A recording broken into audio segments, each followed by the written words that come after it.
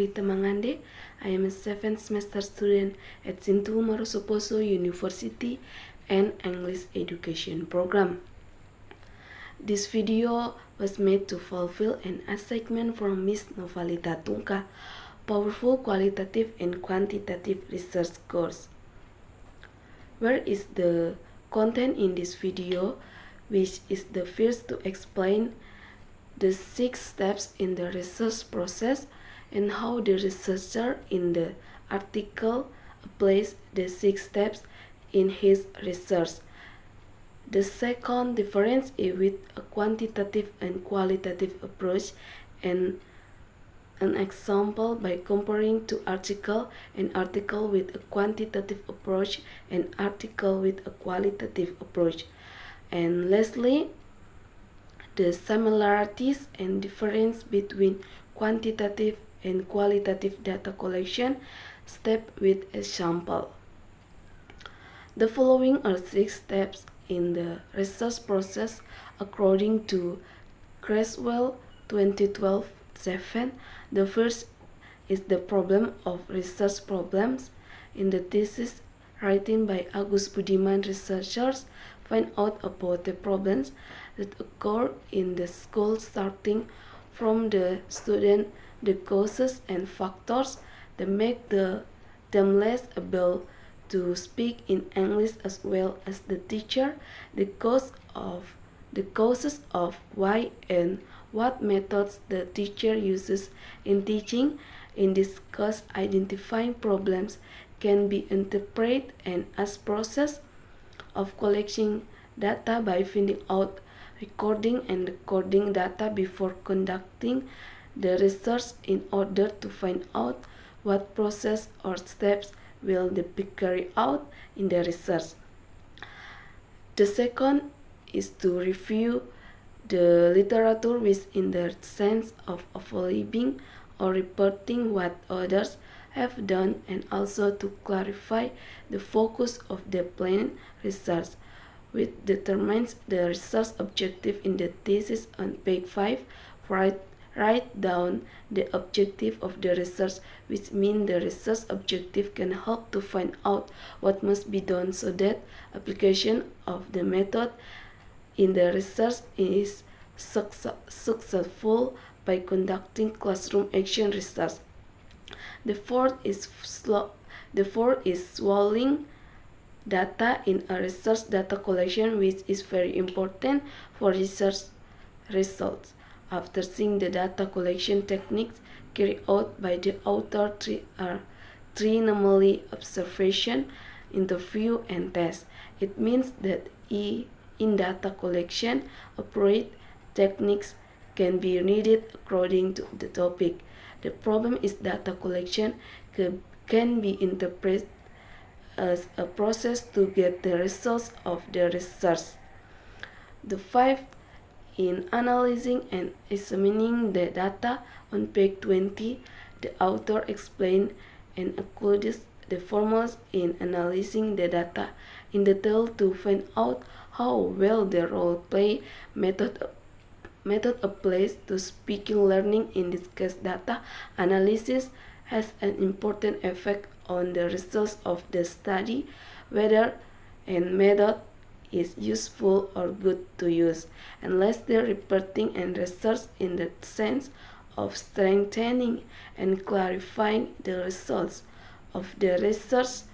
The researcher must be able to retest the previous results so the tested subsequently remain the same. The researcher does this by doing 2 cycles. Within the cycle includes 2 phases, namely the planning phase, the acting phase, and observation phases, and the reflection phase. Next, I will explain the difference between research with quantitative and qualitative approaches, an example by comparing 2 quantitative and qualitative theses.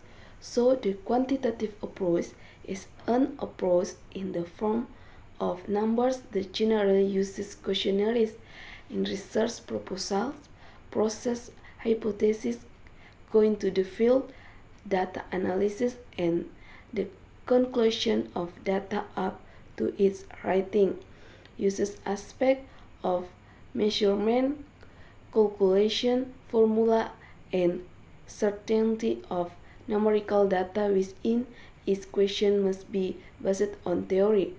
On the other hand, a qualitative approach in an approach whose writing uses aspects of tendential non-numerical calculation, situational descriptive, in-depth interviews, and content analysis. In this approach consists of words. For example, in the thesis written by Agung Budiman, the author uses 3 ways in collection data, namely observation, interview, and also test. In this case, it is clear that the research method used is a qualitative approach. Hill in the thesis written by Wesley Salahi, in which it also uses questionnaire for data collection. Based on the results of the questionnaire distribution, it can be seen that 3 is an increase and a significant change in student learning motivation by using the role-play method.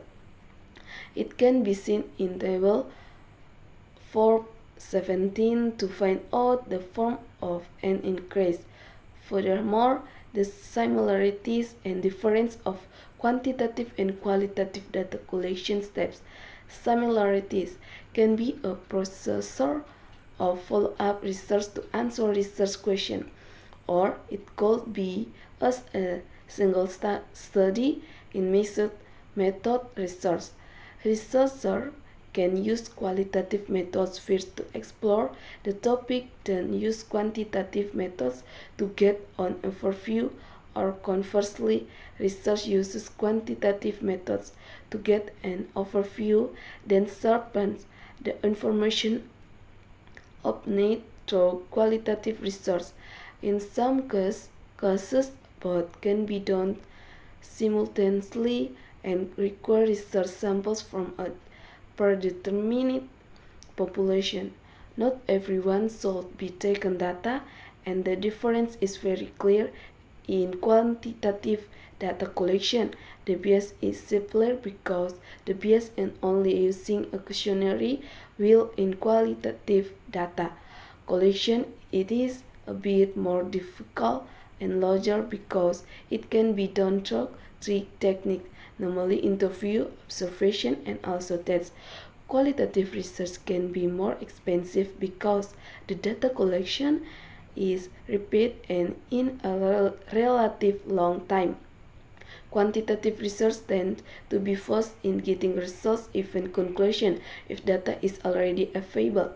For example, in the thesis writing by Agung Budiman and Wesley Silalahai, the researcher carry out data collection steps by carrying out 4 stages of planning, acting, observation, and reflecting. From these 4 stages, it could be included in the data collection step, both quantitative and qualitative. And for the difference, in the thesis written by Agung Budiman, the researchers did 3 ways, namely observation, interview, and test. While in the thesis written by Wesley Salalahai, the methods used were in the form of observation and questionnaire.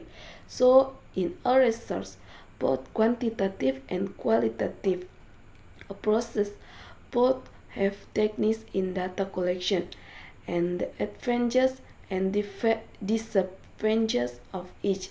It's very important to be able to identify the formulation of a research problem so that it is easy to determine which approach is suitable for use in data collection. That's how this video was made.